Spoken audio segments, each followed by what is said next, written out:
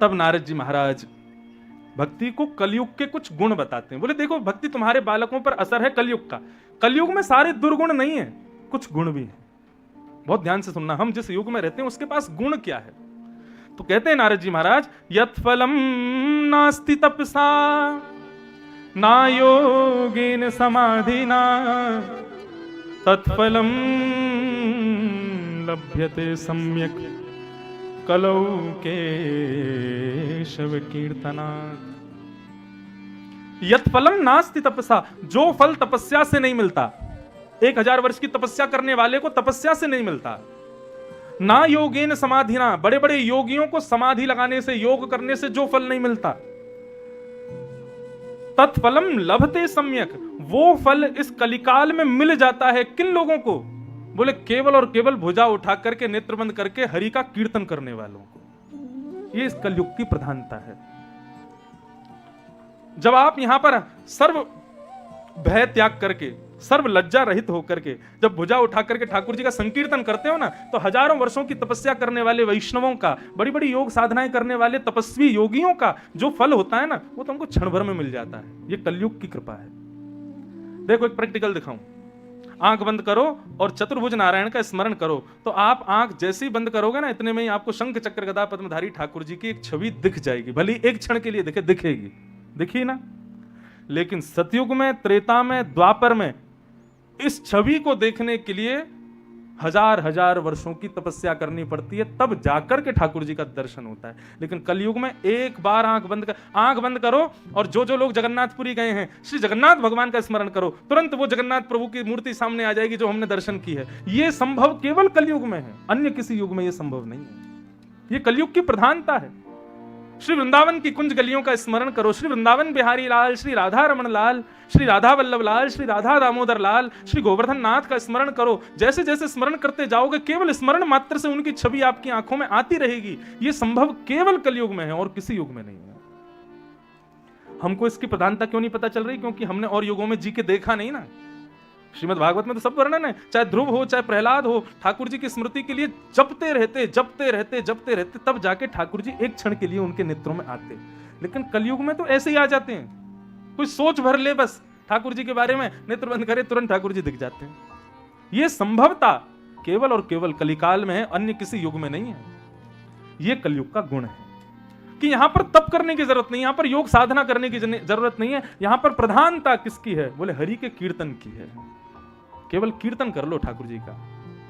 कीर्तन किसे कहते हैं? जहां पर व्यक्ति देहाभिमान शून्य हो जाए उसको कीर्तन कहते हैं। मीराबाई भजन नहीं गाती थी, मीराबाई पद नहीं गाती थी, मीराबाई कीर्तन करती थी। कीर्तन मतलब देहाभिमान की शून्यता। यह शब्द याद रखना, क्या है? देहाभिमान की शून्यता। इसका मतलब क्या होता है? आप लोग बैठे हो, 2 बजे से बैठे हो, 4:30 बज गए, इतने में इच्छा हुई अब थोड़ी नहीं, ऐसे बैठ गए। ये आपका देहाभिमान है, ये शून्य नहीं है, ये देहाभिमान है। फिर ऐसे बैठ गए, फिर ऐसे बैठ। कई जगह तो कथाओं में ऐसे पैर पसार के बैठ जाते हैं, महाराज जी पैर देखते रहो, कथा सुनाते रहो। ये देहाभिमान है। फिर उसके बाद में पंखे की हवा नहीं आ रही, तुमने इधर वहां क्यों बैठूंगा जाके, कल से यहाँ कूलर लगवा, तुम्हें अच्छा नहीं लग रहा, मन नहीं लगा, कल से गद्दा लेके आऊंगा, पीछे लगा के बैठा करूंगा। यह है देहाभिमान। और देहाभिमान की शून्यता क्या है?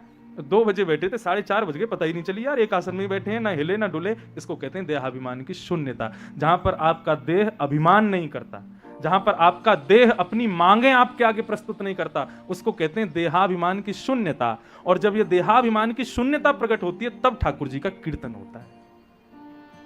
ठाकुर जी के कीर्तन में व्यक्ति देहाभिमानी है तो वो कीर्तन नहीं कर पाएगा। मीराबाई देहाभिमान से शून्य थी। मीराबाई को जाके कहते थे, अरे मीरा, तू राजघराने की है, बढ़िया वस्त्र पहन के रहा कर, सुंदर श्रृंगार किया कर, मोतियों की बढ़िया नगों की माला पहना कर। लेकिन मीराबाई कहती है, ये सब देह को सजाने के कार्य क्यों करने?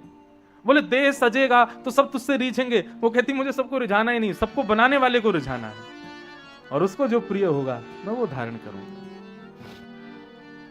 मीराबाई कहती हैं, जिन भेषा मारो सांवरो रीझे, जिन भेषा मेरो सांवरो रीझे, मैं तो सोही भेष धरूंगी हो तो सोई भेष धरूंगी। हो मैं बैरागन होंगी मैं बैरागन आहूंगी, मैं बैरागन होंगी मैं बैरागन हूँ। गाओ सब लोग। हो जिन भेषा मेरो गिरधर रीझे, जिन भेषा मेरो गिरधर रीझे, हाँ जिन भेषा मारो सांवरो रीझे, जिन भेषा मारो सांवरो रीझे, मैं तो सोही भेष धरूंगी। हो मैं तो सोई भेष धरूंगी। हाँ मैं तो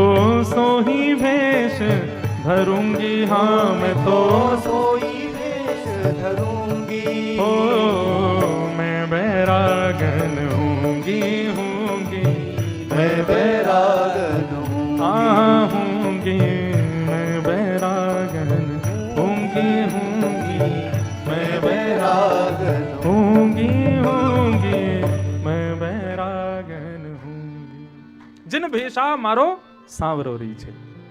हम लोग किस लिए तैयार होते हैं? तैयार है तो ही महाराज निकल के आएंगे, बच्चे से पूछे कैसी लग रही हूं मैं या कैसा लग रहा हूं मैं, हाँ बहुत बढ़िया लग रहे हैं। पति से पूछेंगे, पत्नी से पूछेंगे, रिश्तेदारों से पूछेंगे हम ठीक लग रहे हैं ना, हमारा सब बढ़िया है, हाँ बढ़िया है। लेकिन मीराबाई ऐसी नहीं थी।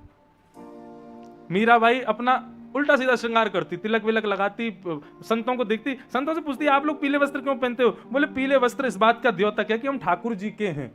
मीराबाई ने सारे कपड़े जला दिए, अपने पीले पीले ले आई, बोले अब तो यही पहन के रहूंगी। संतों से पूछती आप पूरे माथे पे इतना चंदन त्रिपुंड तिलक आदि क्यों लगाते हो? बोले जैसे सौभाग्यवती नारी सिंदूर डालती है ना कि मैं विवाहिता हूं, ऐसे हम संतजन तिलक लगाते हैं ये बताने के लिए कि हम भी विवाहिता हैं, हमारा विवाह किससे हुआ? श्याम सुंदर से हुआ। तो मीराबाई भी पूरे माथे पे चंदन लगा के रहती थी। जिन भेषा मारो सांवरो रीझे, मैं तो सो ही भेष धरूंगी। दुनिया से मुझे कोई चिंता नहीं है कि किसको कैसा लगती हूं। हमारे वृंदावन में जाओगे तो वृंदावन में तो महाराज अलग अलग तिलक दिखेंगे, गौड़ियाओं के अलग दिखेंगे, रामानुजियों के अलग दिखेंगे, रामानंदियों के अलग दिखेंगे, सबके अलग अलग तिलक दिखाई देंगे। और कई वैष्णव ब्रजरज उपासी तो महाराज ब्रजरज में लगाई यमुना जल मिलाकर के पूरे गालों पे, माथे पे, नाक पे, आंख पे, सब जगह पूरे मुंह पे लगा लेते हैं। किसी ने पूछा, बोले भैया तिलक के कोई आकार विकार होते हैं माथे पे, आपने पूरे मुंह पे लगा लियो। बोले ऐसे हवा से बन के जाएंगे, हाउ बिलाऊ से बन के जाएंगे, ऊट पटांग बन के जाएंगे, तो बिहारी जी के सामने जैसे ही जाएंगे तो बिहारी जी को हंसी आ जाएगी, और यदि हमारे इस रूप से उनको हंसी आ जाए तो हमारा जीवन कृतार्थ हो जाएगा। अरे कुछ नहीं कर रहे तो कम से कम बिहारी जी के सामने जाकर उनको हंसा तो दें थोड़ा सा, वो मुस्कुरा जाए हमको देख के, ऐसा वेश धारण करते हैं। ये कलयुग है महाराज, यहाँ पे भले ही बहुत सारे दोष हैं, लेकिन गुण के भाव देखोगे ना तो इस कलयुग में जो गुण है वो अन्यत्र किसी युग में नहीं है। यहां पर केवल कीर्तन भगवत प्राप्ति करा देता है, ये इस कलिकाल का भाव है।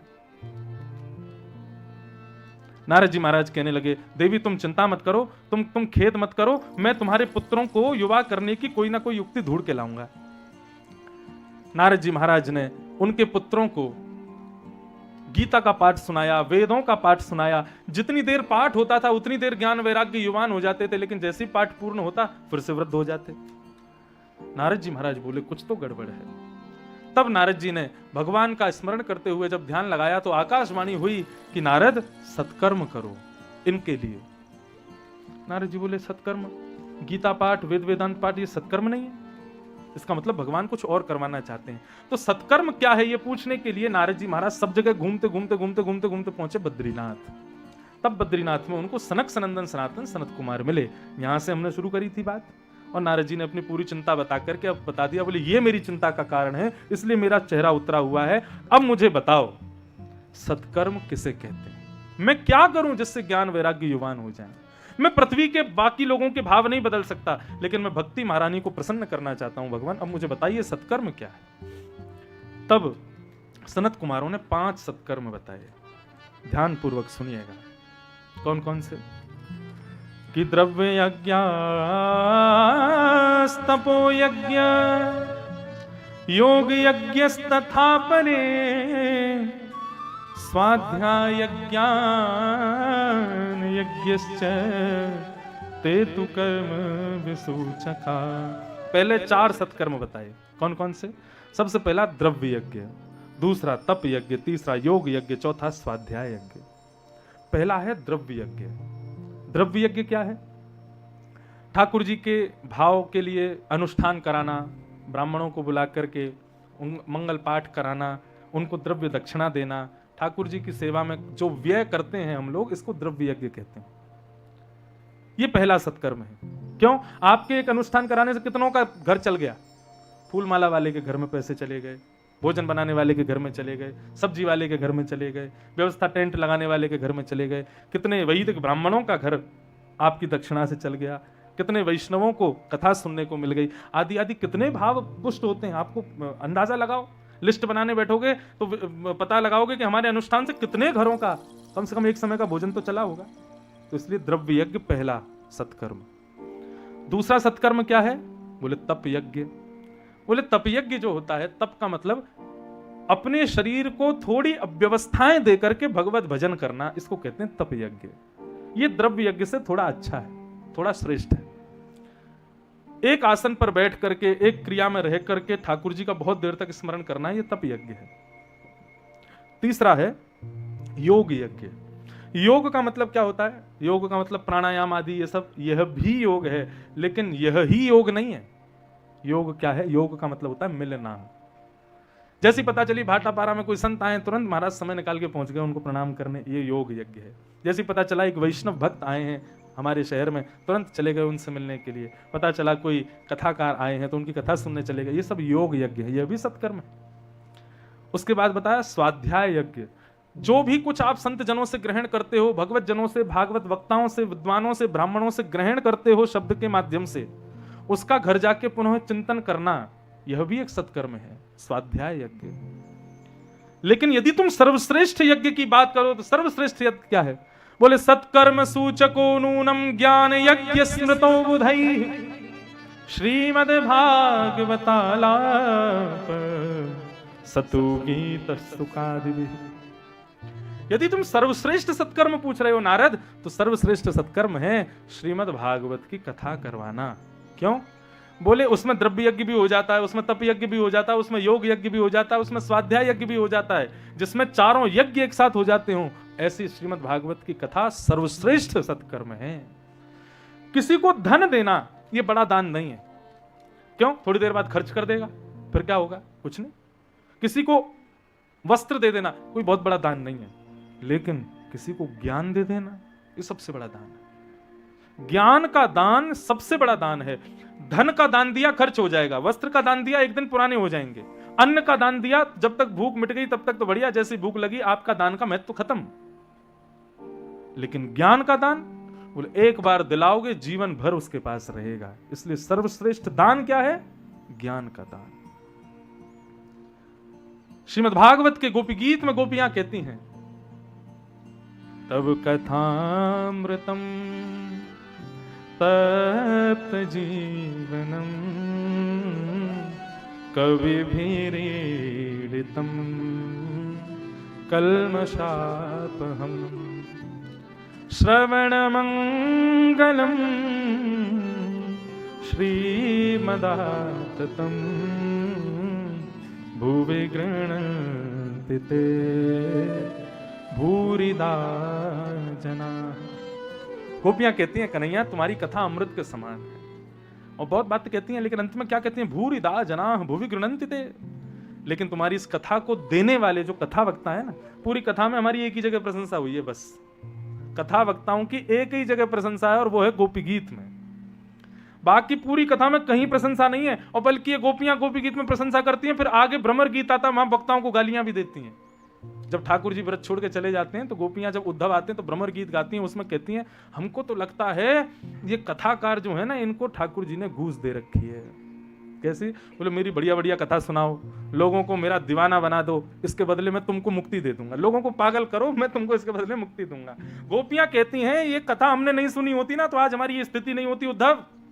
हमको तो लगता है कथाकारों को भगवान से इनका कोई अंदरूनी संबंध है। कोई बात नहीं, क्रोधापि देवेन वरेण तुल्यम। बड़े लोगों का क्रोध जो होता है ना, वो आशीर्वाद के समान होता है। लेकिन इन गोपियों ने श्रीमद् भागवत के प्राण गोपी गीत में वक्ताओं की प्रशंसा की।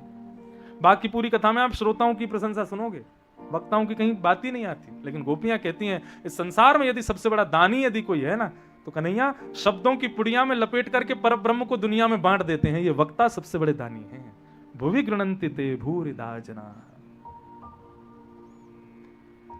मैं कोई वक्ताओं की प्रशंसा नहीं कर रहा, आप भी बन सकते हो। कैसे?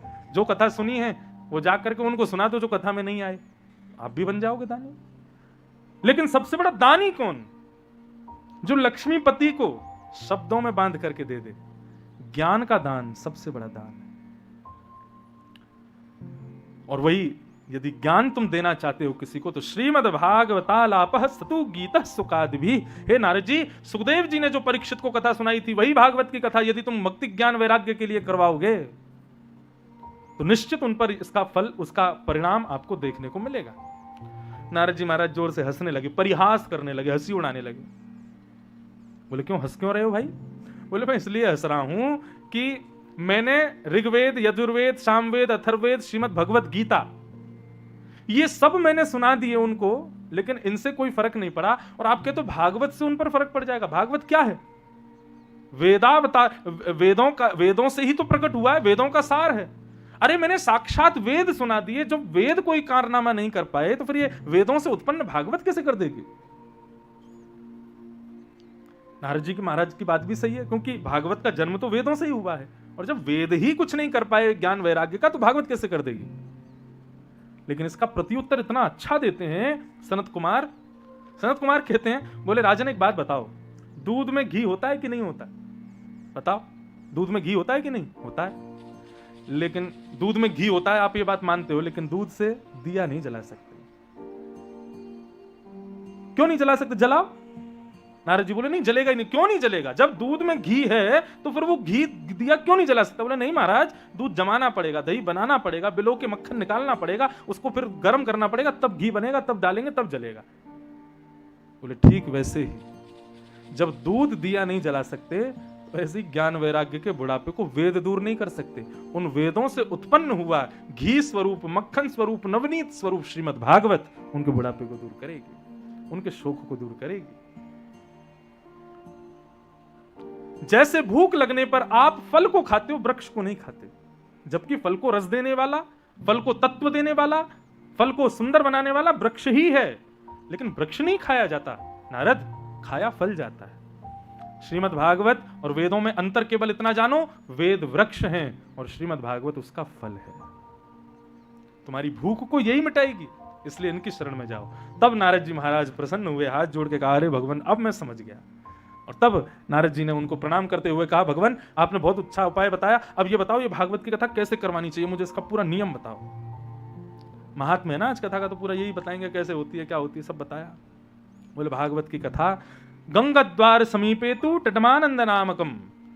गंगा द्वार के समीप में एक आनंद नाम का वन है, वहां वन में तुम कथा कराओ, गंगा के तट पर। अच्छा, श्रोताओं की खाने पीने सोने उठने सबकी व्यवस्था? बोले अरे गंगा जी का तट है, विशाल बट वृक्ष है, वही पंडाल बन जाएगा, उस वृक्ष के नीचे जो रेत है वही फर्श बन जाएगा, उस पर सब बैठ जाएंगे। बढ़िया सुंदर गंगा जल को रेत में डाल के पक्का एक मंच बना देना, उस पर व्यास जी बैठ जाएंगे। भोजन की व्यवस्था के लिए वन है, वहां पे इतने सारे फल हैं, फल तोड़ तोड़ के सब श्रोता खाते रहेंगे। पानी पीने की इच्छा हो तो गंगा जी का सुंदर जल है, इसको पी लेंगे। खाने पीने बैठने सोने सबकी व्यवस्था कर दी।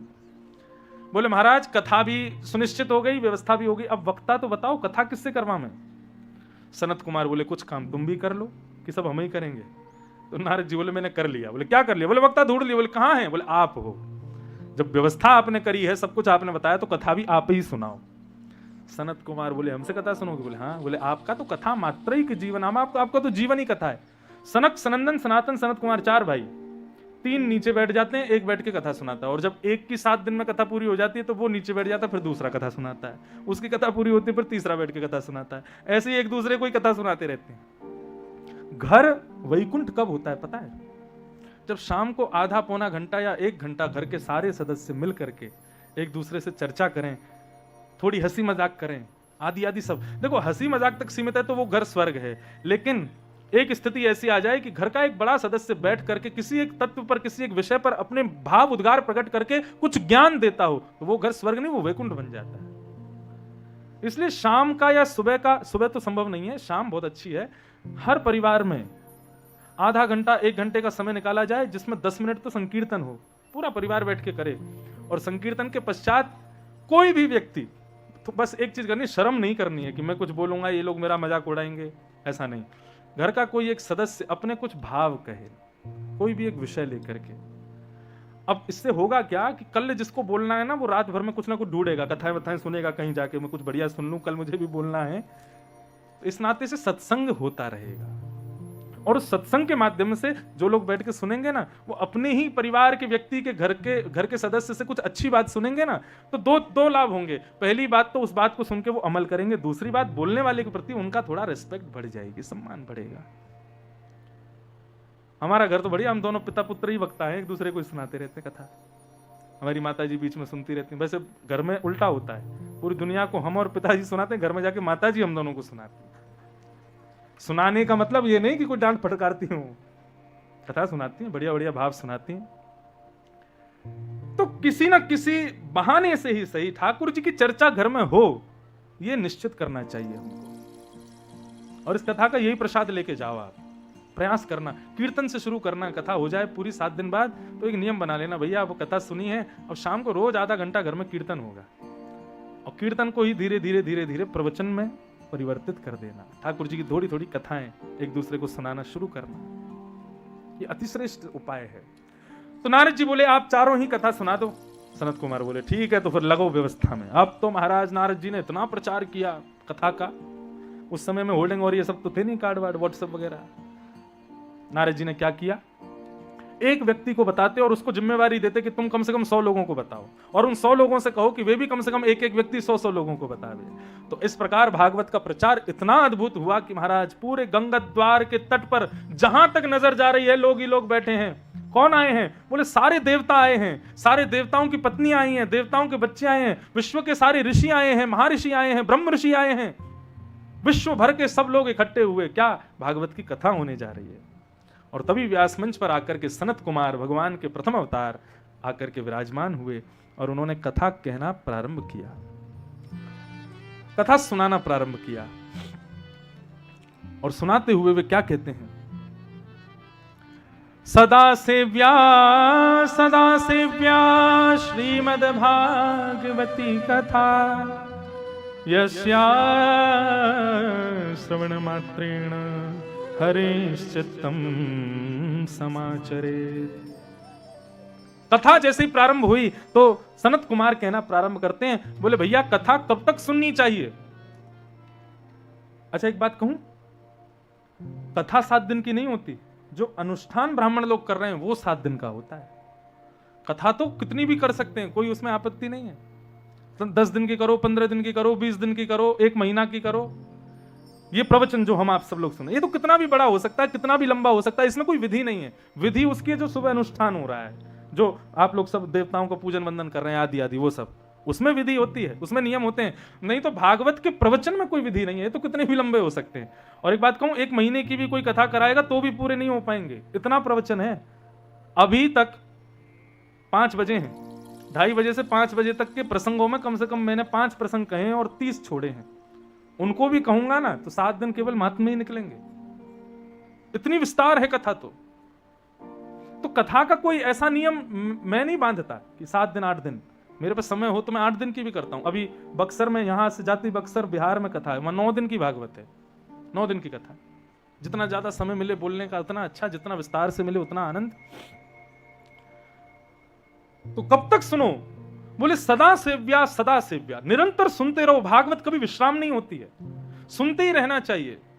बोले कब तक सुनना चाहिए? बोले जब तक हृदय में हरि समा ना जाए तब तक सुनो। Practice makes man perfect. अभ्यास करते रहने से मानव जो है वो परिपक्व होता है। इतनी कथा सुनो, इतनी कथा सुनो कि हृदय पटल पर ठाकुर जी का सिंहासन विराजमान हो जाए, और जब जब नेत्र बंद करो, जब जब ध्यान करो, जब जब कुछ कहो, तब तब ठाकुर जी की कोई लीला ही दिखे, ठाकुर जी का कोई भाव ही सुनाई दे, ठाकुर जी की कोई स्मृति ही जन्म ले रही हो हृदय में, तब तक कथा सुनते रहो, जब तक ये स्थिति ना हो जाए। आज कथा सुन के जाना, शाम को आंख बंद करके देखना ठाकुर जी दिख रहे हैं कि नहीं, नहीं दिखेंगे।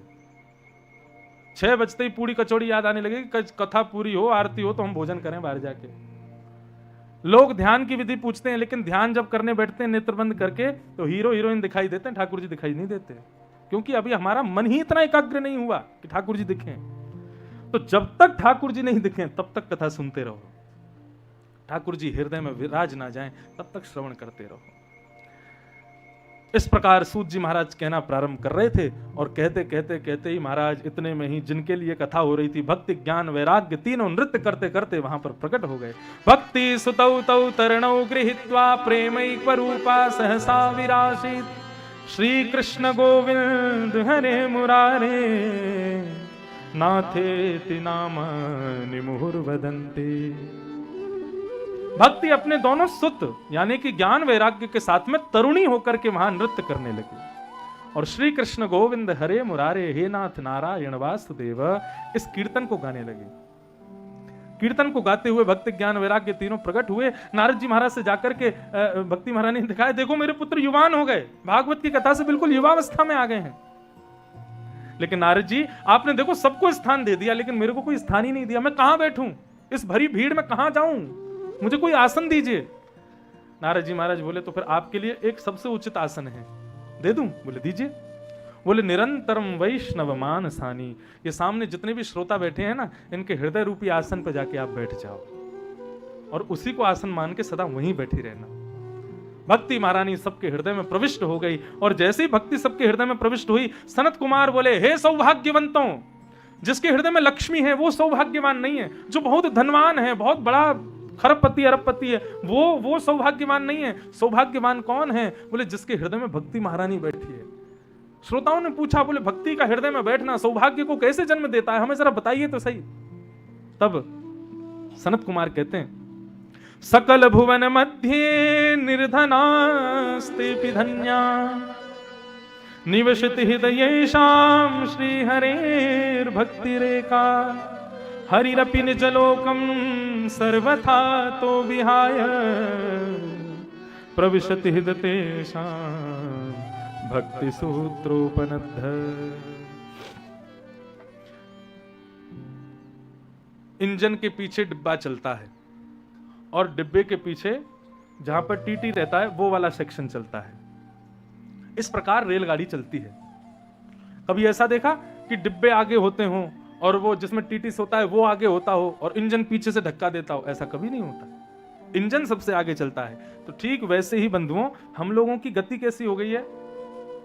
डिब्बा कौन है? जीवात्मा। जीवात्मा किसके पीछे भाग रहा है? लक्ष्मी के पीछे। सबको धन चाहिए महाराज, किसी को नहीं चाहिए भक्ति भक्ति, सबको यूं चाहिए कैसे पैसा कमा में। कई लोग तो कथाएं कराते हैं, कथा कराने के बाद पूरा बिल निकलवाते हैं, हमारा कथा में कितना खर्चा हुआ? बोले इतना हुआ। बेटा अब से इतना व्यापार करना है, सारा भरपाई करवानी है, ये जितना खर्चा हुआ हमारा। खूब व्यापार में लगते हैं महाराज, 2-4 साल मिलते ही नहीं व्यास जी से। हम पूछते हैं महाराज जी कहाँ गए, 2-4 साल हो गए कथाओं को, अब तो मिलो। महाराज जी खर्चा इतना हुआ था कथा में, उसी की भरपाई में लगे हैं अभी। सबको लक्ष्मी चाहिए, लेकिन वास्तविकता क्या होनी चाहिए?